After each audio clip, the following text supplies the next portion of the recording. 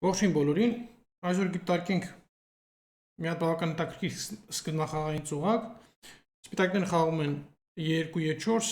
E7, E5 եւ G-F3։ Համաձայն եք, որ բավական հաճախ հանդիպող սկզբնախաղ է։ Սովորաբար այստեղ սևերը պատասխանում են կամ G-C6 կամ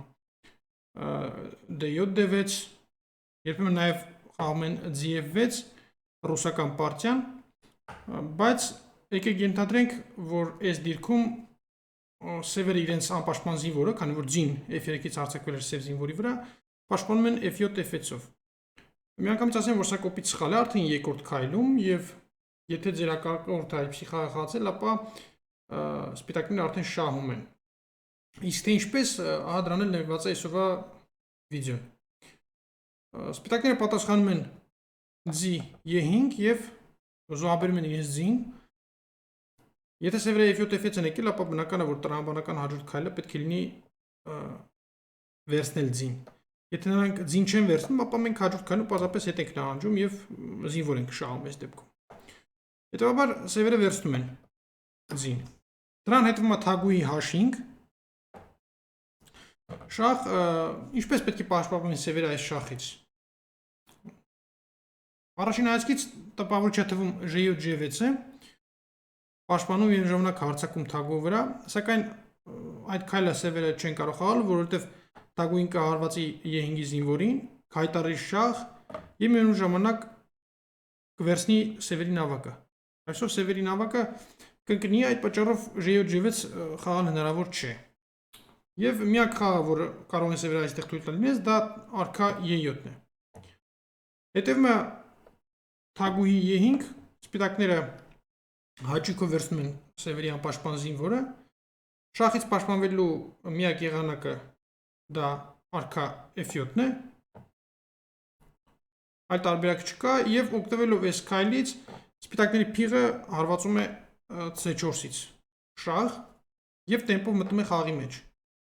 Ինչ կարող են խաղալ այստեղ սևերը։ Կարելի է խաղալ D7, D5, բայց այստեղ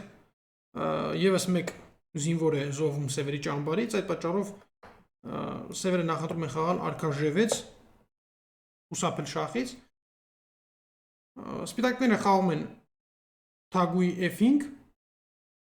Ինչպես տեսնում եք, արդեն սպիտակ ֆիգուրները անկյուն են մղում սև արքային եւ բավական ծանր վիճակում են հայտնվում սևերը։ Միակ տարբերակը արքա H6 խաղալն է։ Բավական հարմար դիրքում է գտնվում սպիտակների փիղը։ D4-ով նրանք բաց շախ են հայտարարում սևերի արքային։ Ինչ կարող են այստեղ հակադրել սևերը։ Թագով պաշտպանել բնականաբար չեն կարող, արքան տեղ չունի գնալու, հետևաբար միակ տարբերակն է G7, G5-ը։ Սպիտակները չեն կարող զինվորը վերցնել, որտեղ այն կրկնակի պաշտպանված է արքայի եւ թագուհու կողմից։ Այդ պատճառով հաջորդ ուժեղ քայլը սպիտակների կողմից դա H2, H4-ն է։ Նպատակը այստեղ սպիտակների նավակի ճանապարհը բացելն է։ Եթե հաջողվի խաղալ G5, ապա սպիտակ նավակը շախ կհայտարարի սև արքային եւ ակտիվ կերպով կմտնի կներգրավի գործողությունների մեջ։ Սևերը բնականաբար չեն կարող վերցնել H4-ի զինվորը, որտեղ շախ է C1-ի փղի պատճառով եւ միակ տրամաբանական խաղը այստեղ արքան պարզապես նավակի հարվածից փախցնելն է, արքա G7, սակայն սպիտակների ֆիգուրները արդեն չափից դուրս շատ են մխրճվել սևերի ճամբարում, սևերի բոլոր ֆիգուրները ինչպես տեսնում եք գտնվում են արքայի հետևում եւ արդյունքում սպիտակներին հաջողվում է թագուհի F7-ից հետո սև արքան արդեն ճանապարհ չունի խաղալու, խաղում է կրկին արքա H6 եւ հետևում է զինվորով մատ։ H4-ը վերցնում է G5 եւ արդյունքում սևերի արքան հայտնվում է մատային ցանցի մեջ։ Ինչ տեսանք մենք այստեղ, որ երկրորդ քայլում արդեն սևերի թույլտված մեկ փոքրիկ վրիպումը բերեց նրան, որ սևերը հայտնվեցին պարզապես դժոխային իրավիճակում։ Սպիտակների ֆիգուրները տեմպով սկսեցին հարվածել սև արքային, օգտվելով նրա անպաշտպան վիճակից եւ հայտնվեցին հարձակման մեջ։ Եվ արդյունքում արդեն 4 ֆիգուրներ եւ նաեւ զինվորներ գրոհում են սև արքայի վրա եւ սև արքան արդեն